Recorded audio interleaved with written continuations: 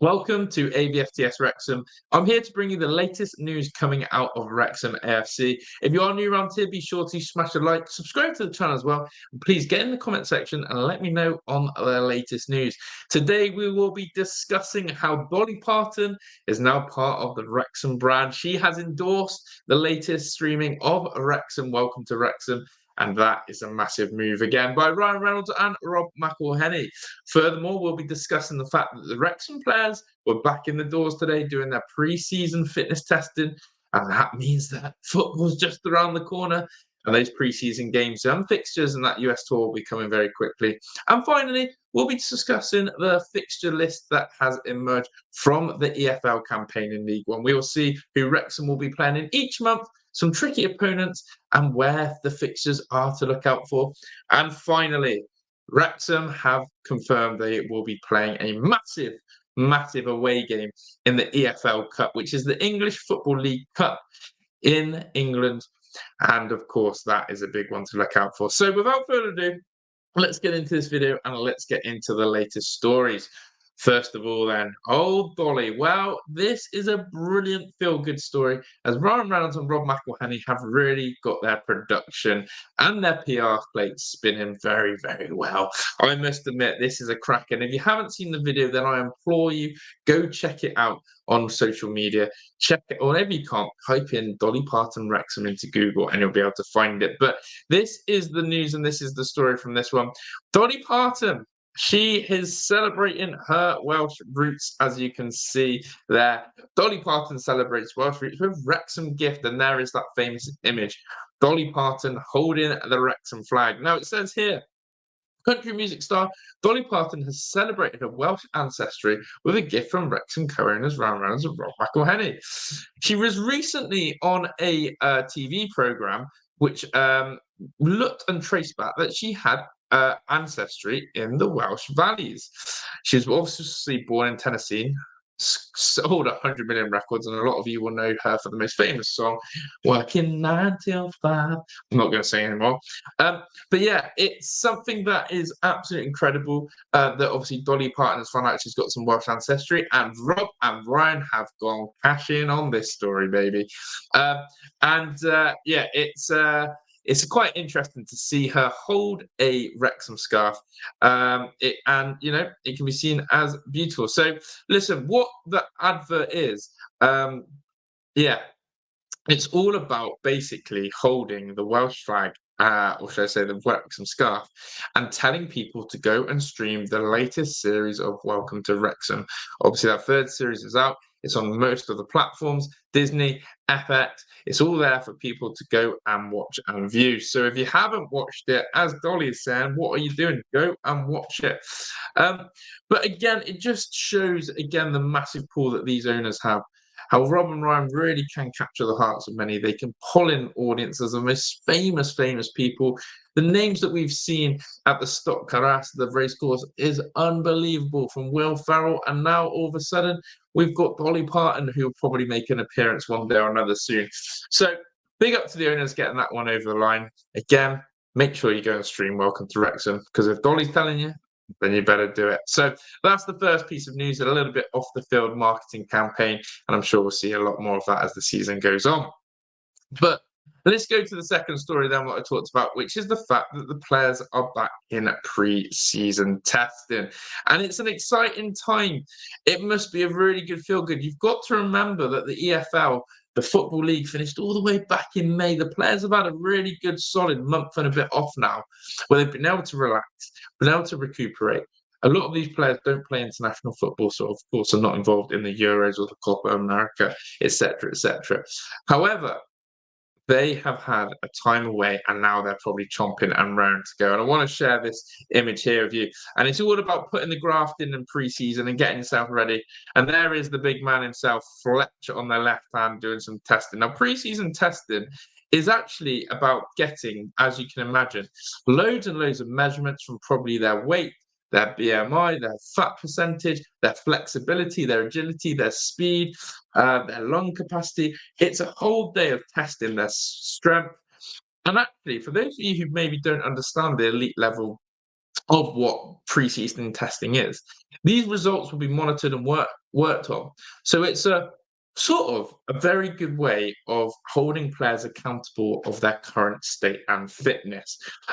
So as I said, they're putting in the work. Now, I want to share in a bit more about this. And in fact, we'll have a closer look at Fletch, as I said. Looks like he's doing a plank or a position hold as such there. And what I love about pre-season testing is the following. And if you're in that elite environment, it's very sort of good data metrics to work on. First of all, it says, how has the player come back after a month and a half away? Have they looked after their body?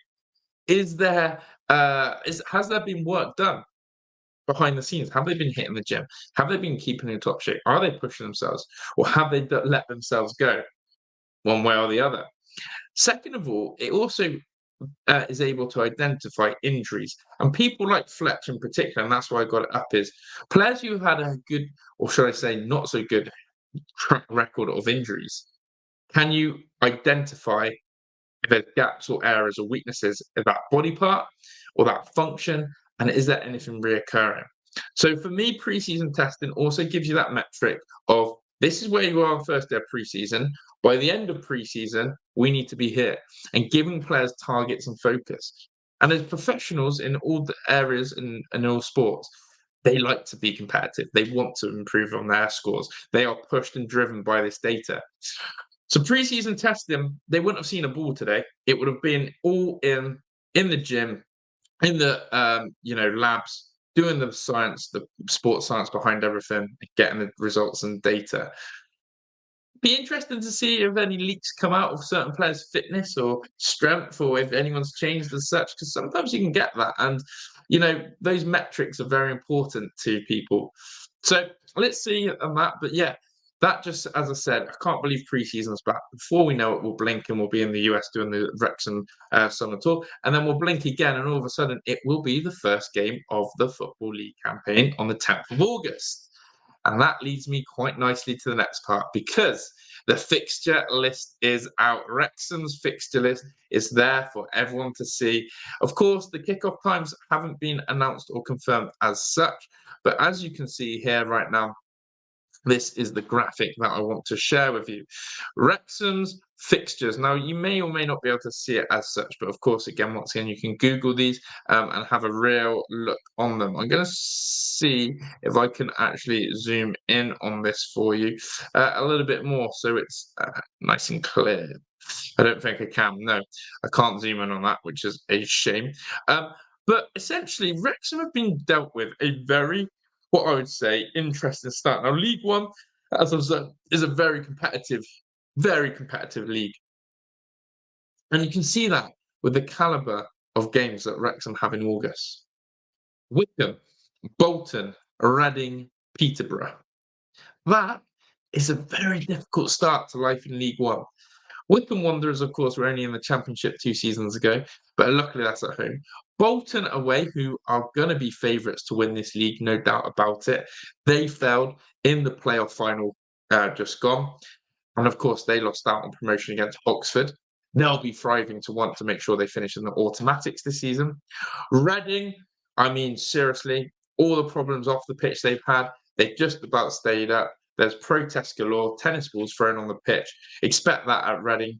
But at the end of the day, they are still a big name, a big football club. And of course, Charlie Savage, he plays for them.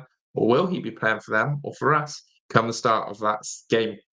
And finally, Peterborough United, again, a team full of who've been up and down the leagues in the Championship and in League One, have shown real promise in playoffs. They are a team who like to linger in and around that playoffs. It is a tough start to the season. Have no doubt about that, Wrexham fans.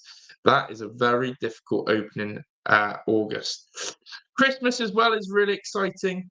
Blackpool and Wigan Athletic, one side of Christmas, and Bristol Rovers and Cambridge, the other side, where actually those are great fixtures, especially Blackpool and Wigan going into the new year. Again, two massive clubs that you may or may not have heard of. So those are the key areas. Those are the key fixtures. We will have more on kickoff times, etc. But I just want people to be aware of that August is a really tough start for Wrexham. Christmas is really exciting. And the one or two fixtures that everyone should be looking out for is, of course, the Birmingham City one. Birmingham City away, 14th of September, very early on. Get that one in your diaries. I believe that's actually in or around the international break as well. And then, of course, Birmingham City home, January the 25th. So fantastic, fantastic stories there with the fixture list. I hope you're excited as I am of these fixtures and what do you make of them and which one catches your eye. I bet that Birmingham one does. And finally then, to conclude, of course, the news has come out today and this has rattled a few people. We will face Sheffield United away from home in the first round of the Carabao Cup, the EFL Cup. It commences the week of August the 12th, so it's in between that opening game of Wycombe and Bolton. So it will slot in between that, as we've just seen on that fixture list.